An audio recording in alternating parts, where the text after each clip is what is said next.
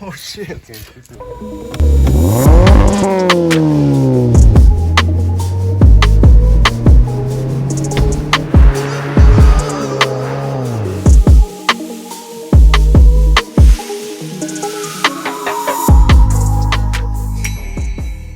Welcome back to the channel. So for today's video, we're actually going to be installing the coilovers on the Mazda 6.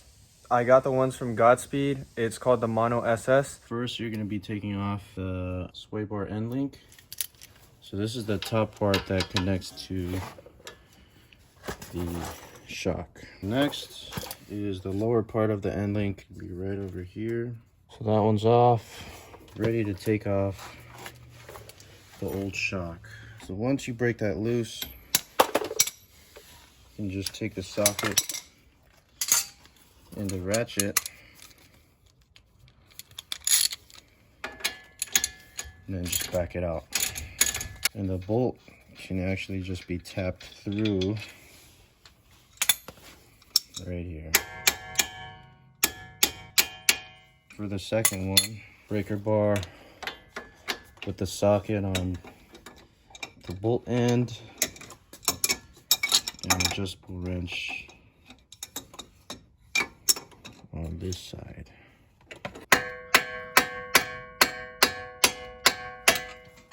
Just push the tab in on both sides. Other side you can reach with a screwdriver here. And it comes off. This side, same thing, it has some tabs you push in. Next is the brake line. There's a clip right here. You can just get some pliers, pull it out like that. Then you just pull the brake line towards you, off to the side. Then you're ready to go to the top, which is 3/14s. Keep track of these so you don't lose them. So they just need to be broken loose. The rest of the threads can just be taken out by hand. And you're ready to drop the OEM shock. Pull arm down just a tiny bit and pry back the shock like that. Once this is out, it'll just drop loose. Well, here's the difference between the stock one and the Godspeed Mono SS. It's pretty big. It looks to be about maybe 4 inches shorter. I'm not sure. So right now, Byron's actually measuring the stock strut with the coilover, trying to get the adjustments on how low to drop the height. It's pretty technical. We even have a freaking tape measure. We finally got them to match pretty closely, about as exact as you can get. So with this Mazda 6, you cannot reach the adjustable camber plate bolts from the top. The access point is not wide enough. So we're going to adjust the rear camber before installing it. Slide this plate just like that, and now it's ready to be installed. Okay, so you just feed it through the top right here. Once you got them lined up, all you do is get these started here. So you're gonna lift up this assembly, line it up as best as you can. It does require some kind of positioning of the strut. Once you get one in, you can just let it rest. Just like that. Again, just get it started by hand. Same for this one right here. Now you just do everything in the reverse order. Pretty much reattach everything. So right now we're putting on the brake line clip. So these you can't really push in by hand. They're pretty stubborn, so just tap it in. That's about good right there.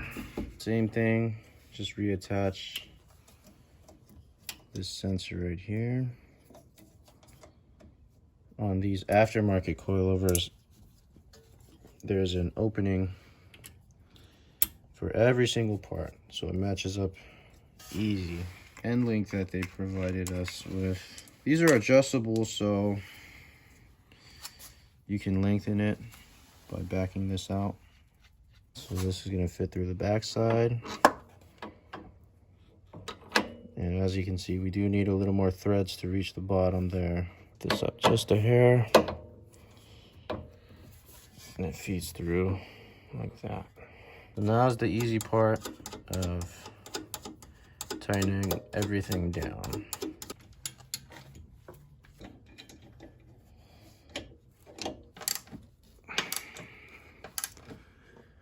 When you work on these, the actual stud will start to spin as well. So what you can do is zip it on with an impact.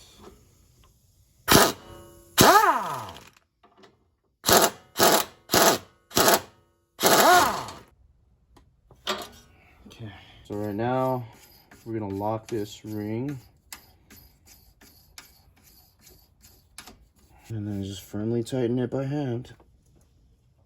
And for these ones, you want to make sure that these rings are turning into each other. You're going to set them up like this. And you're going to push them like that. And then just make sure that your preload is still good. And this one appears to be fine. It already looks kind of lower. It does. It's gonna be fucking tucked. With all things considered, this should look pretty low once it's all the way down. We still gotta get the other end, so it's gonna settle more. Okay. Well, this is what it looks like with one side jacked up. Lowering the passenger side, this is kind of gonna be what it's gonna first look like. So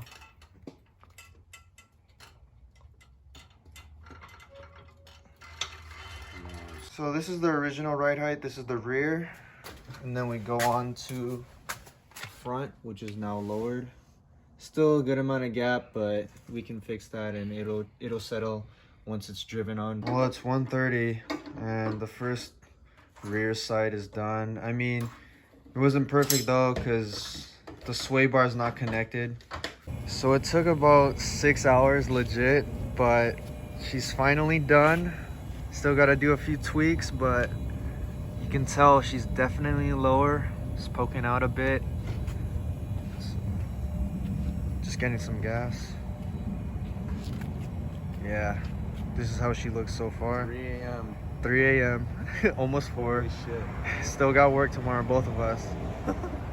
But hope you guys enjoyed this video. See you guys in the next upload.